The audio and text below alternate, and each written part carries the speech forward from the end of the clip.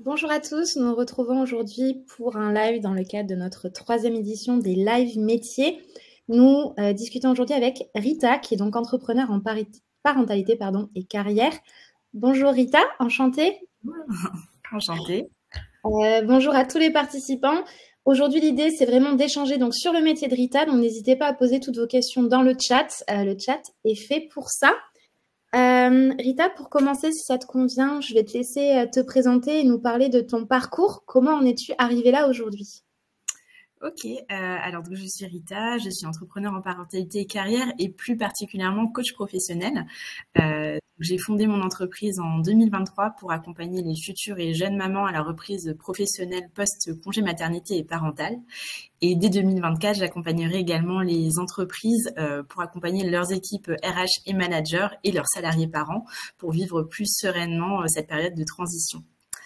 Mon parcours, alors je viens d'un univers assez éloigné des sujets de maternité et parentalité. J'ai fait des études de commerce et finance, donc vraiment rien à voir. J'ai commencé ma carrière en fait en direction financière pour une grande banque française. Et donc j'y suis restée 6 ans. J'ai fait plusieurs types de postes. Au sein de la direction financière, j'ai eu des postes à responsabilité. Et puis après 6 ans, j'avais envie de changer. Et puis j'avais fait un peu de gestion de projet et j'avais envie de m'orienter du coup vers cet univers. Et j'ai basculé dans le monde du conseil. D'accord. Alors c'est pas le parcours classique. Habituellement, les gens commencent plutôt par le conseil et vont ensuite en entreprise. Donc moi j'ai fait l'inverse. Mais j'ai beaucoup appris pendant cette période. Et en fait, ça a planté une petite graine, je pense, au fond de moi, parce que j'ai fait énormément de choses. En fait, j'avais plusieurs casquettes. J'étais à la fois opérationnelle sur tous les sujets de gestion de projet chez les clients. Donc je mettais en place des projets au sein des directions financières, des directions informatiques, je mettais en place des nouvelles réglementations. J'avais aussi ma casquette de manager, j'avais ma casquette de coach et mentor pour accompagner les consultants tout au long de leur parcours au sein du cabinet. Je donnais des formations, j'avais du développement commercial. Enfin voilà, c'était vraiment très très très varié. Il est arrivé un moment où je commençais à me poser des questions sur la suite. Donc, je suis restée environ 6 ans, même un petit peu plus, et j'ai eu mes 2 enfants en fait pendant cette période-là. Et donc c'est là où j'ai commencé à me poser des questions. Déjà, je regardais des fiches de poste dans d'autres domaines, mais qui étaient quand même proches de ce que je savais faire, et en fait, j'avais pas envie d'y aller. Je sentais que voilà, il y avait quelque chose qui n'allait pas. Je voyais bien ce que je pouvais faire, ça collait parfaitement, mais en fait ça n'avait plus trop de sens pour moi, et la maternité aussi avait bousculé pas mal de choses, et j'avais vécu une reprise professionnelle qui s'était bien passée en soi, mais où j'ai trouvé qu'en fait la femme en tant que salariée n'était pas vraiment accompagnée. Et donc voilà, il y avait tout ça qui se bousculait dans ma tête, et j'ai choisi de faire un bilan de compétences, donc avec chance. Et en fait, ça n'a fait que révéler ce qui était presque dans un coin de ma tête et que je n'osais pas m'avouer. La première chose, c'était me lancer dans l'entrepreneuriat, et la deuxième, c'était faire quelque chose pour aider les femmes et les accompagner à cette reprise professionnelle, et plus largement aider les parents aussi à trouver leur place dans cette transition qui n'est pas toujours évidente à gérer. D'accord. Ok. Merci beaucoup. C'est finalement, est-ce que tu penses que c'est le fait d'être maman qui t'a vraiment dirigée vers ça, du coup? Alors vers l'entrepreneuriat pas forcément, mais vers ce sujet oui, parce que alors quand on se lance dans l'entrepreneuriat, souvent on s'imagine qu'on a une idée révolutionnaire, et au début je me disais il faut que je trouve quelque chose, et en fait c'est venu tellement naturellement. Oui. C'est vraiment je pense que la maternité a fait que oui, je me suis intéressée davantage à ces sujets, mais elle m'a aussi donné envie de plus m'écouter entre guillemets en termes de besoins, de rythme, de ce que j'avais envie de mettre en place et comment j'avais envie de travailler maintenant que j'ai des enfants. D'accord. Merci beaucoup. Et du coup, donc tu parles de rythme. Est-ce que tu peux nous donner alors, on va dire une journée type, même si aucune journée ne se ressemble évidemment, mais comment ça se passe pour toi? Quel est un mardi totalement lambda aujourd'hui pour toi? Alors, une journée lambda, alors oui, en effet, j'ai pas vraiment de journée type parce que je fais des choses extrêmement différentes. Néanmoins, en termes de rythme, je commence assez tôt, vers 8h30. Et puis après, j'essaye de terminer entre 17h30 et 18h, en sachant que je reste flexible parce que je m'adapte aussi en fonction des clients que j'accompagne, voilà, en fonction de leur rythme. Mais c'est vrai que comme c'est des parents et que le soir, on a souvent le tunnel du soir quand on va récupérer les enfants, chose que j'ai moi aussi de mon côté. Donc c'est vrai qu'on est plutôt sur le matin tôt et entre midi et 2 où j'ai pas mal d'échanges avec ses parents. Donc voilà, j'essaye de tout condenser enfin sur une journée, voilà, une journée classique on va dire. Mais par contre, je finis un petit peu plus tôt pour pouvoir avoir du temps pour mes enfants tout simplement. D'accord. Ok. Et du coup, comment ça se passe en fait? Tu interviens chez les gens, tu fais des conférences, et comment ça se passe finalement en fait en termes de service? Alors en termes de service, donc c'est un accompagnement pour l'instant qui est majoritairement en ligne, pour la simple et bonne raison que déjà quand on est maman, qu'on est en congé maternité, c'est pas facile de se déplacer.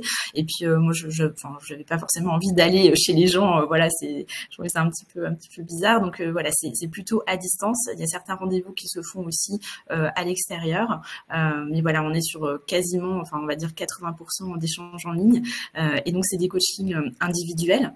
On va vraiment travailler sur les besoins de la maman à un instant T, et on va aborder les différents types de sujets, finalement comme dans un coaching classique où on va être soit plus orienté vers de la carrière, soit plus orienté vers des sujets plus de vie personnelle, mais toujours sous ce prisme de je suis jeune maman, je suis jeune parent, et j'essaye de retrouver un équilibre dans cette transition qui n'est pas toujours évidente à gérer. Bien sûr. Ok, merci beaucoup. Je complète juste, donc il y a cette partie one-to-one et il y a aussi cette partie collective où pour moi c'est très important justement que les parents ne soient pas isolés et notamment que les jeunes mamans puissent partager en fait leur expérience, leurs questionnements, leurs craintes. Donc je propose aussi des sessions en groupe parce qu'on a des sujets qui reviennent assez souvent, type le syndrome de l'imposteur quand on reprend le travail, concilier vie pro et vie perso, la charge mentale. Donc on a quand même des sujets qui sont communs et que je trouve intéressant d'adresser en groupe pour avoir aussi la chance d'avoir l'intelligence collective qui fait que on trouve des solutions tous ensemble et on n'est pas chacune ou chacun isolé dans son coin avec sa problématique. Non, et puis c'est quand même aussi intéressant. Moi, je pense à pas mal d'amis à moi qui ont eu des enfants et qui se sentaient très seuls, en fait, puisque leur copine n'avait pas forcément d'enfants ou n'attendait pas d'enfants. Ça permet aussi peut-être de rencontrer des gens qui sont dans la même situation que toi et de partager des choses à ce niveau-là, pour le coup. Exactement. Merci pour ces précisions. Est-ce que tu as eu des rencontres marquantes dans le cadre de ton parcours professionnel? Si oui, lesquelles? Alors pas forcément lié à la parentalité directement, mais oui, je dirais que j'en ai eu deux. J'ai eu deux managers, une femme et un homme. La première personne, c'est vraiment une manager qui était incroyable de par son investissement au travail, mais aussi dans sa vie privée. Et elle m'a donné vraiment ça a été un modèle pour moi. Et je me suis dit en la voyant, mais ok, on peut avoir du leadership, on peut avoir de l'ambition et être une maman aussi impliquée et réussir à trouver une sorte d'équilibre entre les deux. Alors je dis pas que c'est un équilibre parfait. Il y a des moments où un peu plus d'un côté ou de l'autre, mais c'est vrai que ça a été quelqu'un de vraiment inspirant qui m'a donné envie de garder cette dynamique au sein de ma carrière. Et l'autre manager, c'est un manager anglo-saxon, donc il y avait vraiment une approche différente du management, qui était très empathique, et lui aussi qui était papa. Alors papa de 4 enfants, et du coup j'ai toujours été fascinée par sa sérénité et ses capacités à manager et à gérer des situations parfois complexes en tant que manager, mais aussi d'avoir cet équilibre et de ne pas cacher en fait leur parentalité. C'est surtout ça le point, c'est qu'on a tendance à croire que les personnes qui réussissent mettent un peu de côté leur parentalité, et je trouve que dans ces deux managers que j'ai pu avoir, c'était quelque chose qu'on retrouvait, c'est-à-dire j'assume mes ambitions, mais j'assume aussi le fait d'être parent, d'avoir une famille, et ça a de l'importance pour moi. Ok. Super intéressant. J'aime bien aussi que ce soit, je suis désolée, je reste une femme dans un monde d'hommes, n'est-ce pas? Que ce soit également un homme qui t'ait inspiré là-dessus. Je trouve ça très intéressant. Première question de la part d'Elsa. Bonjour Elsa. Quelle formation as-tu suivi pour te former au coaching?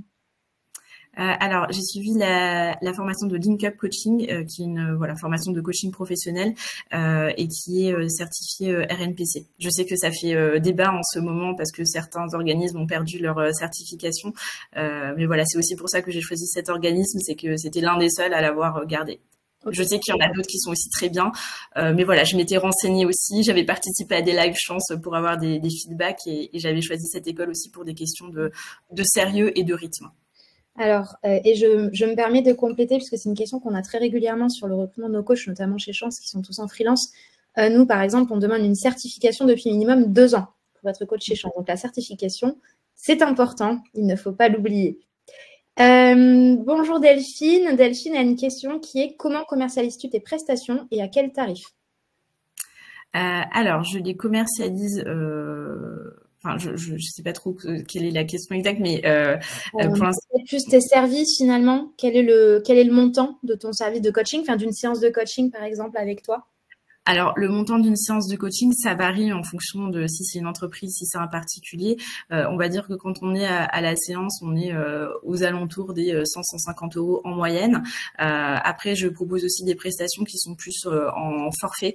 Donc voilà, après, ça dépend si on est sur du B2B ou du B2C entre guillemets. Bien sûr, pour les particuliers, c'est toujours un petit peu moins cher. Voilà, c'est aux alentours de 100-150 € la prestation, enfin la séance. Pour les entreprises, c'est un petit peu plus cher parce qu'en général, on a aussi des accompagnements qui sont multiples ou des offres avec plusieurs coachés. D'accord. Ok. Merci beaucoup. Est-ce que tu as eu des hésitations à te lancer dans l'entrepreneuriat? Et si oui, lesquelles? Alors, pas tant que ça.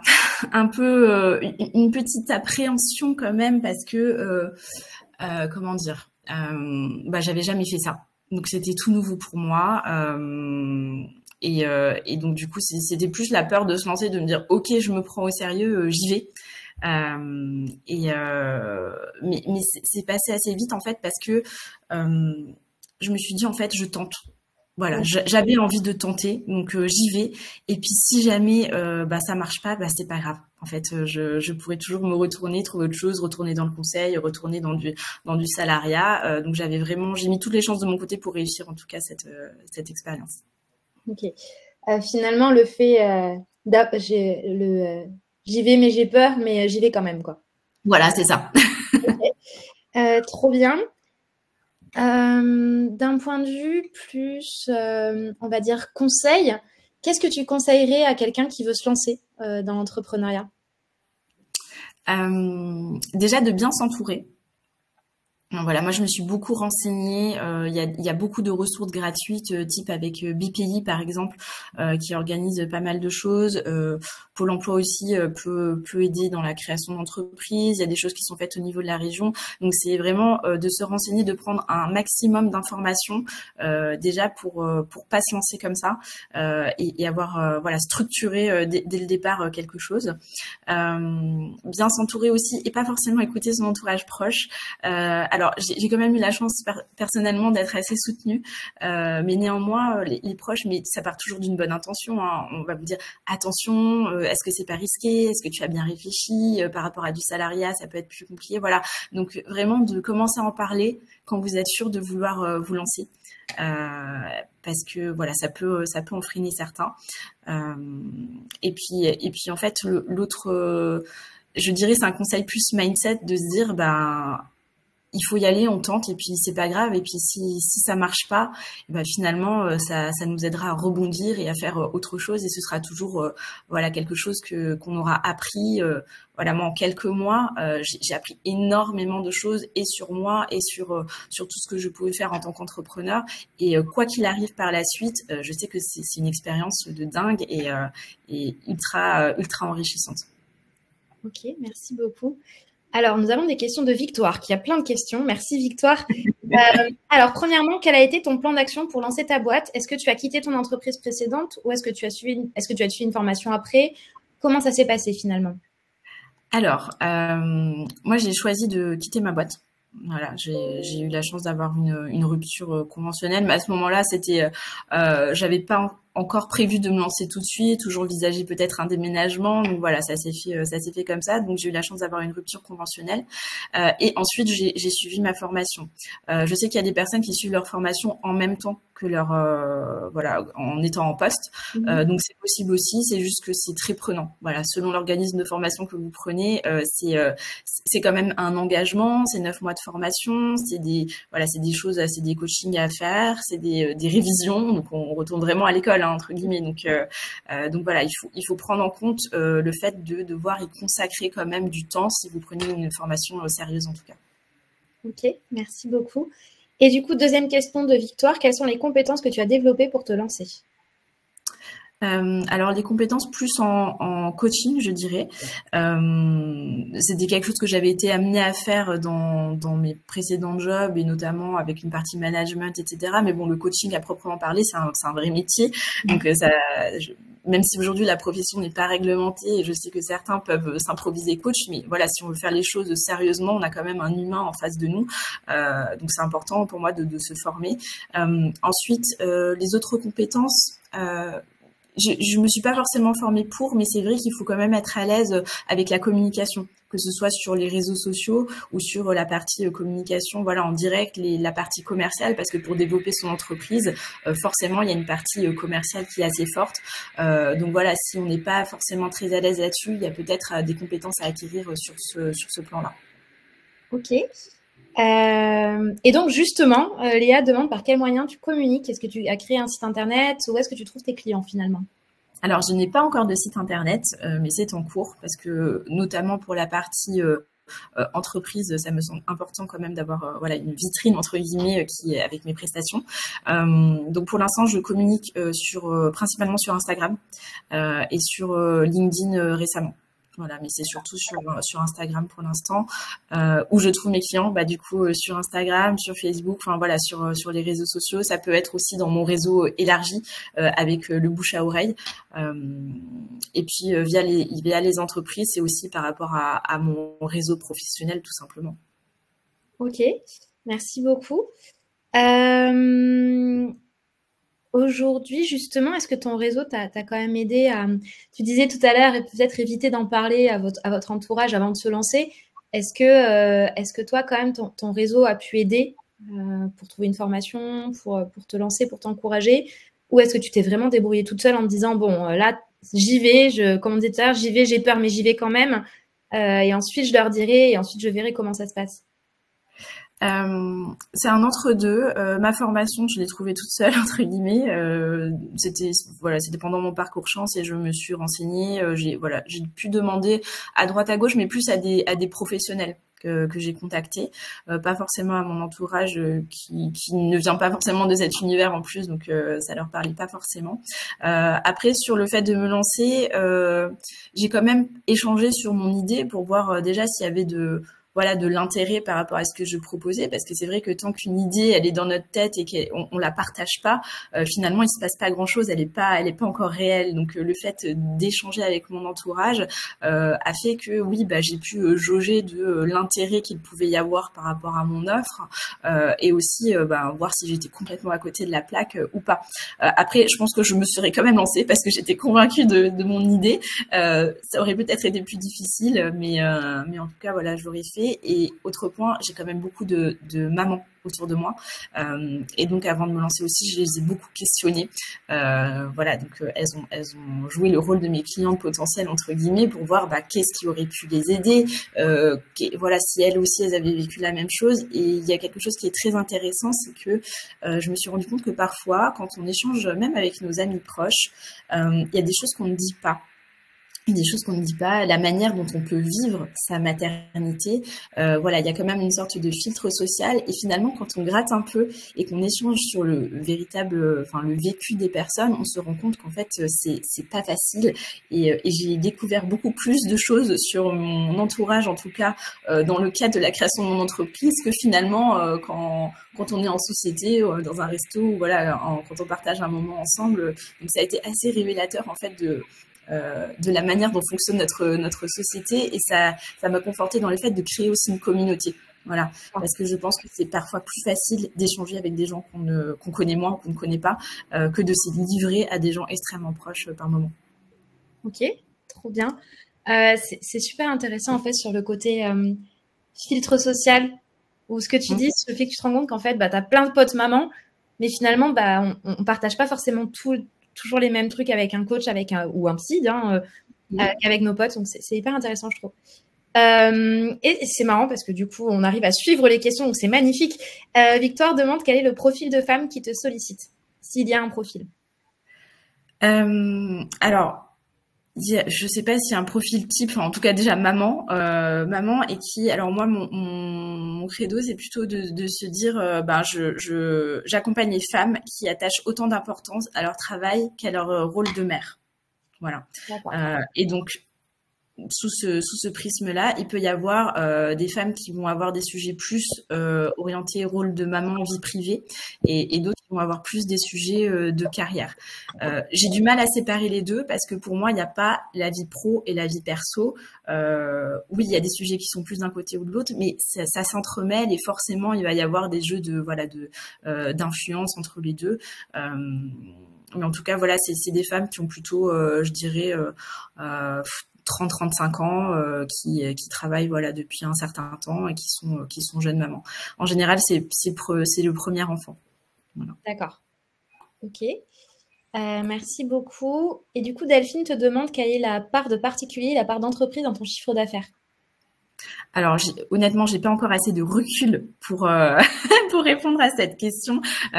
Aujourd'hui, je suis quasiment, enfin, c'est surtout les particuliers voilà, je vais dire que je suis quasiment à 100% sur les particuliers puisque mon offre entreprise, je la démarre en janvier et même si j'ai des choses voilà qui sont engagées, aujourd'hui, j'ai pas encore de part entreprise véritablement.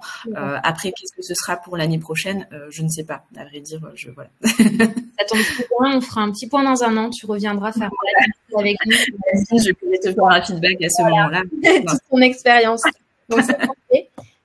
Moi, j'aime bien quand même aussi faire un petit lien avec Chance. Tu sais, chez Chance, on estime que pour qu'un métier ait du sens, il faut qu'il y ait 4 piliers. Enfin, un projet professionnel, c'est métier, finalité, environnement et impératif personnel. Donc, cette fameuse méthode FEMI. Finalement, aujourd'hui, quel est le sens que tu trouves dans ton métier ?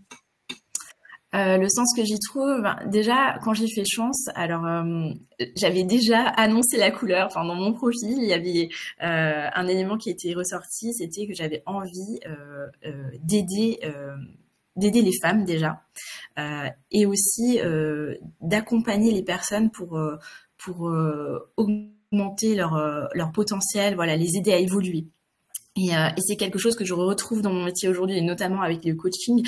Mais bon, je suis convaincue à 1000% de la puissance du coaching pour l'avoir expérimenté sur moi-même. Et donc aujourd'hui, le sens que j'y trouve, j'accompagne des femmes et des hommes justement à prendre pleinement conscience de leur potentiel, à les faire évoluer et à les aider à vivre cette transition vers la parentalité. Et pour moi, c'est un sujet de société. C'est aussi dans le sujet de sens, c'est la finalité, c'est que j'ai créé une entreprise qui, pour moi, avait un impact social. Et c'était important pour moi d'apporter une pierre à l'édifice, et non seulement en accompagnant les femmes d'un côté, mais aussi en accompagnement et les hommes, les entreprises, parce que ça peut pas être que d'un seul côté. L'égalité homme-femme, c'est un sujet qui est important pour moi, et c'est quelque chose que je suis en mesure d'adresser seulement si je peux accompagner et les entreprises et les femmes en tout cas. Donc je dirais que c'est ça, voilà, le sens principal que j'y trouve. J'avais envie de faire quelque chose, voilà, qui ait de l'impact. Et je pense qu'aujourd'hui, c'était un service qui manquait. Il y avait quasiment personne, en fait, en tout cas en France, qui proposait ce genre de service. Dans l'univers anglo-saxon, c'est très répandu, hein, c'est beaucoup plus répandu d'ailleurs de se faire coacher, même à titre personnel. Et donc j'étais ravie, voilà, d'apporter ma pierre à l'édifice et de créer une entreprise comme ça en France. Ok, merci beaucoup. Gilles a une question, et ensuite donc Léa, je vois que Léa est en train de taper, ce sera la dernière question pour aujourd'hui puisqu'il nous reste 6 minutes sur ce live. Gilles, merci de poser cette question que j'avais envie de poser. Donnez-vous également des conseils pour les hommes, les congés parentaux pour les hommes étant encore mal acceptés par le monde de l'entreprise? Oui, alors je vais adresser ce point par l'intermédiaire de l'entreprise pour la simple et bonne raison que pour l'instant, avec les particuliers, donc en direct, je n'ai aucun homme qui s'est manifesté. Et pour autant, j'ai essayé de coacher, même dans le cadre de ma formation, voilà, d'avoir un papa salarié, mais en fait j'ai l'impression, alors c'est peut-être une idée reçue, hein, mais voilà que la population féminine est plus à même d'aller vers du coaching, en tout cas sur ce genre de problématiques à titre personnel. Je pense que le fait de passer par l'entreprise, et c'est un autre moyen de le faire, et je serais ravie d'accompagner les jeunes papas salariés, en tout cas dans leur voilà, dans leur parentalité, et pour moi c'est vraiment important. Pourquoi aussi? Parce que si on veut accentuer l'égalité entre les hommes et les femmes, agir uniquement sur les femmes, ça ne peut pas fonctionner en fait. Si on donne plus de flexibilité aux femmes dans le cadre du travail, c'est super, mais en fait si on donne pas aussi plus de flexibilité aux hommes, eh ben on va accentuer le fait que c'est toujours la femme qui est en charge du foyer, en charge des enfants. Et donc pour moi c'est vraiment important d'adresser le sujet dans son ensemble. Ok, super, merci beaucoup. Donc Gilles, tu sais ce qu'il te reste à faire. Il faut passer le mot, notamment à tes potes papa ou autres, pour venir faire des séances avec Rita. Du coup, dernière question de la part de Léa. Avez-vous pensé aux personnes aux faibles revenus dans votre coaching? C'est très présent chez moi. Je ne me lance pas car j'ai l'impression de privilégier la classe sociale moyenne, moyenne plus. Alors non, pour l'instant, j'admets que ça fait pas encore partie de ma communauté. C'est pas forcément là où je me positionne aussi aujourd'hui. C'est vrai qu'il y a des sujets aussi, notamment, je sais pas, des personnes qui sont en reconversion professionnelle avec des organismes tels que Pôle Emploi ou autres. Je pense qu'il y a aussi un sujet aussi de se remettre à travailler, de pouvoir les accompagner dans cette démarche, notamment pour les jeunes mamans. En tout cas, c'est pas l'angle que j'ai choisi aujourd'hui, mais il y a tellement de choses à faire. Voilà, Léa, je te rejoins là-dessus. Pour l'instant, en tout cas, c'est pas là où je me suis positionnée, mais c'est sûr que c'est un vrai sujet aussi. Ok, merci. Et du coup, en fait, c'était une feinte. Avant-dernière question, donc c'est la dernière question de Margaret. Merci Margaret. Ne te sens-tu pas trop solitaire dans ton métier? Peux-tu partager avec tes pairs facilement? Alors oui, et d'ailleurs pour moi c'est vraiment, enfin j'aime beaucoup le travail en équipe, et du coup très rapidement en fait j'ai rejoint des communautés d'entrepreneurs. Déjà en faisant une formation de coaching, tu rencontres d'autres coachs, donc déjà ça permet d'échanger avec d'autres pairs. Et puis j'ai rejoint beaucoup de communautés d'entrepreneurs pour justement pouvoir échanger sur les bonnes pratiques et ne pas se sentir seul. Donc bon, aujourd'hui malgré le fait que je sois seule dans mon entreprise, je travaille aussi avec d'autres entrepreneurs et des partenaires aussi qui vont intervenir sur des sujets plus parentalité, périnatalité, enfin des choses où moi je ne suis pas, je n'ai pas les compétences là-dessus, je n'ai pas cette expertise, donc je vais m'entourer d'autres personnes qui ont cette expertise pour pouvoir donner un service qui soit vraiment complet et très adapté aux personnes que j'accompagne. Ok, merci beaucoup. C'était la dernière question, donc nous arrivons à la fin de ce live. Merci Rita d'avoir pris le temps de répondre à toutes ces questions. Je vais remettre sur le chat le lien vers notre page d'entraide, puisqu'aujourd'hui, le but de ces lives, c'est justement de créer un mouvement d'entraide. On a tous eu quelqu'un dans notre entourage qui nous a aidé à trouver un job, ou le cousin de notre tante qui nous a conseillé sur quelque chose. L'idée, c'est de participer à ce mouvement en regardant ces lives, en animant ces lives, en participant également au live. Donc, je vous remets ça dans le chat. Merci encore, Rita. J'espère à bientôt, mais dans tous les cas, je vais préciser à Marine que nous reviendrons vers toi au plus tard dans un an pour faire le petit point sur le B2B. Merci à toutes et à tous, et puis à bientôt, dans un an peut-être. À bientôt Rita. Bonne journée à tous. Bonne journée. Au revoir.